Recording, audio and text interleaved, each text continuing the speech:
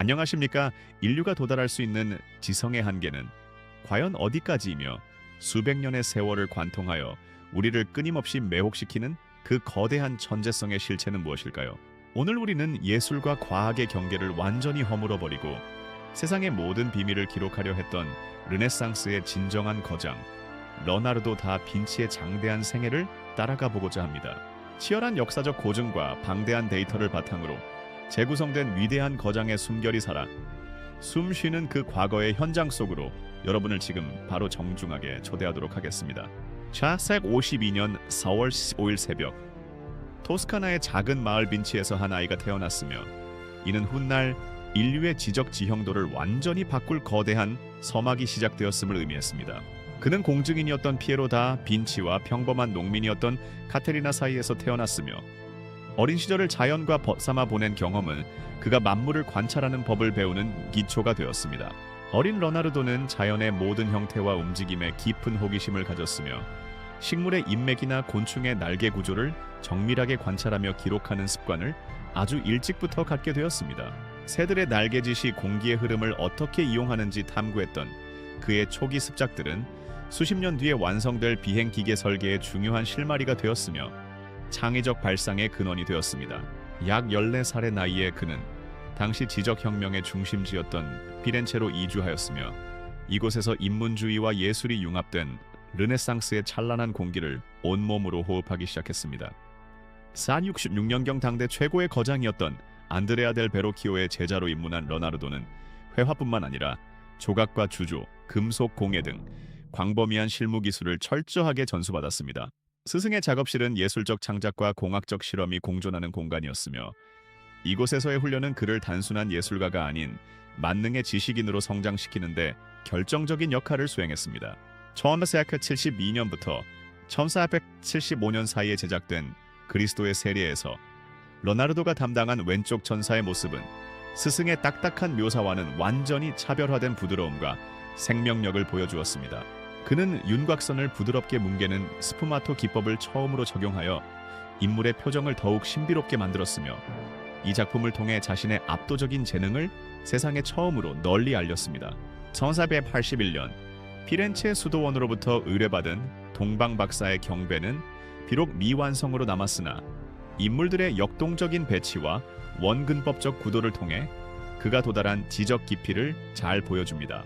작품 속에 등장하는 수많은 인물들의 각기 다른 표정과 동작은 해부학적 이해를 바탕으로 하고 있으며 소실점을 향해 뻗어나가는 공간 구성은 수학적 엄밀함을 그대로 유지하고 있습니다.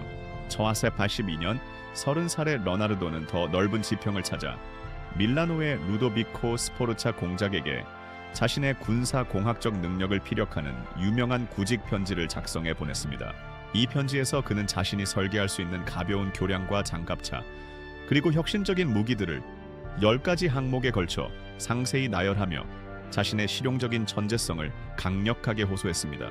특히 그가 제안한 원형 장갑차와 거대한 활 설계는 당시의 기술적 한계를 뛰어넘는 성우적인 발상이었으며 밀라노 궁정의 강력한 흥미와 후원을 이끌어내는 데 성공했습니다. 증기의 힘으로 포탄을 발사하는 아키트로니토와 같은 장치들은 여력학에 대한 그의 초기 이해를 보여주며 방어용 요새 설계 역시 기하학적인 정교함을 바탕으로 이루어졌습니다. 스포르차 가문의 권위를 상징하기 위해 기획된 거대한 기마상 프로젝트에서 러나르도는 높이 약 7.3m에 달하는 점토 모델을 제작하며 조각 예술의 정점을 지향했습니다. 약 70톤의 청동이 필요했던 이 거대 작품을 주조하기 위해 그는 새로운 금속 공학적 기법들을 연구했으나 프랑스와의 전쟁으로 물자가 부족해지면서 끝내 완성에 이르지 못했습니다. 1595년부터 3년간 공들여 작업한 최후의 만차는 가로 8.8m, 세로 4.6m의 거대한 공간을 무대로 하여 인류 역사상 가장 극적인 순간을 시각화한 불멸의 명작입니다. 배신자가 있다는 예수의 선언 직후 12제자들이 보여주는 각기 다른 심리적 반응을 3명씩 4그룹으로 배치하여 시각적 리듬감과 수학적 균형미를 동시에 달성하였습니다. 전통적인 프레스코 기법 대신 실험적인 유체와 템페라 혼합 방식을 선택하여 섬세한 묘사를 추구했으나 역설적으로 이는 작품의 급격한 훼손을 초래하는 비극적인 결과가 되었습니다. 지식을 향한 그의 갈증은 예술을 넘어 과학으로 확장되었으며 인체의 내부 구조를 밝히기 위해 평생 39 이상의 사체를 직접 해부하며 정밀한 기록을 남겼습니다. 청와대에서 90년경 그린 비트루비우스적 인간은 인체의 비율이 우주의 기하학적 질서와 일치한다는 사상을 완벽하게 시각화하여 르네상스 인문주의의 가장 상징적인 도상이 되었습니다. 그가 남긴 240여 점의 해부학 도해들은 근육의 움직임과 뼈의 구조를 오늘날의 의학 교과서와 비교해도 손색 없을 정도로 정확하게 묘사하고 있어 현대 과학자들을 경탄하게 합니다. 특히 심장의 판막 구조와 혈액순환의 원리를 탐구했던 그의 기록은 수백 년 뒤의 의학적 발견을 예견한 것이었으며 자연의 설계에 대한 그의 깊은 경외심을 그대로 보여줍니다. 하늘을 날고자 했던 인간의 오랜 염원을 담아 설계한 오르니톱터는 새의 비행 근육을 기계적으로 재현하려 시도했으며 이는 항공 역학의 기초적인 통찰을 포함하고 있습니다. 오늘날 헬리콥터의 원형으로 평가받는 공기 나사. 설계도는 공기라는 유체가 가진 저항과 힘을 이용하려 했던 그의 물리학적 사고가 얼마나 시대를 앞서갔는지를 증명합니다. 밀라노가 프랑스군에게 점령당한 후 1500년 피렌체로 돌아온 그는 체사레 보르자의 군사 고문으로 활동하며 지형도 제작과 운하 건설 등 대규모 토목 사업에 매진했습니다. 그가 제작한 이몰라시의 지도는 현대의 위성 지도처럼 수직 구간법을 적용하여 도시의 거리와 건물을 정확하게 배치하였으며 이는 지도 제작술의 혁명적 진보를 의미했습니다. 이노워급 3년경 시작된 모나리자는 그가 평생 연구한 스푸마토 기법의 절정이며 인물의 눈과 입가에 드리운 미묘한 음영을 통해 살아있는 듯한 생동감을 부여한 걸작 중의 걸작입니다. 러나르도는 물을 지구의 혈액이라 칭하며 운하의 관문 설계와 강줄기의 우회 등 물의 힘을 제어하여 농업과 산업을 발전시키려는 실용적 탐구에 몰두하기도 하였습니다. 식물학 연구에서도 그는 잎의 배열과 줄기의 성장 방식에 숨겨진 기하학적 질서를 발견하였으며 자연의 모든 생명체가 수학적 조화 속에 존재한다는 사실을 깊이 통찰하였습니다. 1523년 교황러 10세의 초청으로 로마로 이주한 그는 벨베데레 정원에 머물며 식물학적 연구와 함께 거울과 광학에 대한 새로운 과학적 실험들을 이어가며 노년을 보냈습니다. 1516년 프랑스 국왕 프랑스와 1세의 강혹한 요청을 수락한 러나르도는 자신의 모든 노트와 걸작 모나리자를 품에 안고 알프스를 넘어 프랑스 앙부아즈로 향했습니다. 국왕의 수석 화가이자 기술자로서 최고의 예우를 받았던 그는 클로 루이스의 저택에서 자신의 방대한 코덱스를 정리하고 국왕과 철학적 대화를 나누며 평화로운 마지막 시간을 보냈습니다. 그의 마지막 유작인 세례 요한은 어둠 속에서 피어오르는 빛의 신비를 통해 인간 존재의 영적인 깊이를 탐구한 작품이며 그의 예술적 고뇌가 최종적으로 도달한 경지입니다. 1589년 5월 2일 67의 나이로 그는 조용히 눈을 감았으며 국왕의 품 안에서 임종을 맞이했다는 전설은 비록 사실 여부를 떠나 그가 얼마나 존경받던 인물이었는지를 상기시킵니다.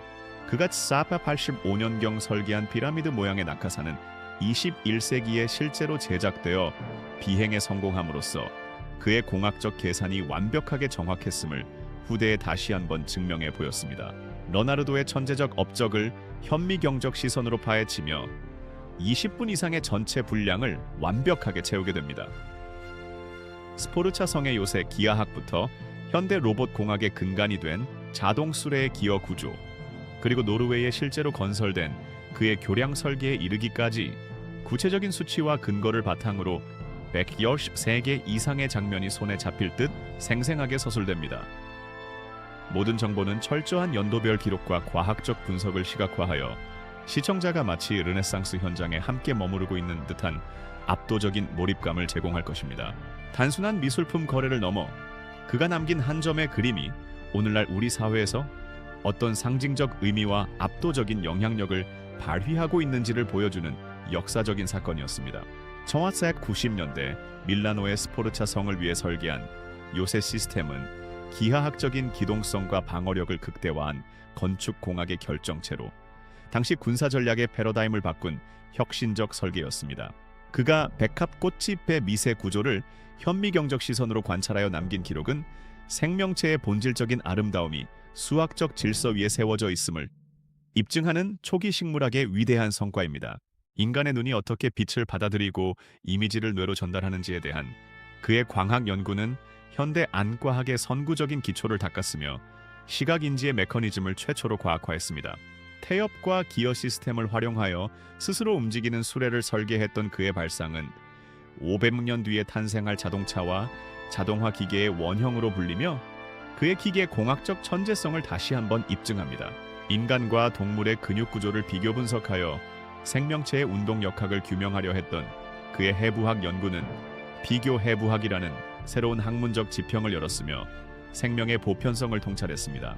2001년 노르웨이에 세워진 다빈치 다리는 5세기 전 그의 설계가 현대 공학적으로도 완벽하게 실현 가능하다는 것을 증명하며 그의 시대를 초월한 창의성을 전 세계에 알렸습니다.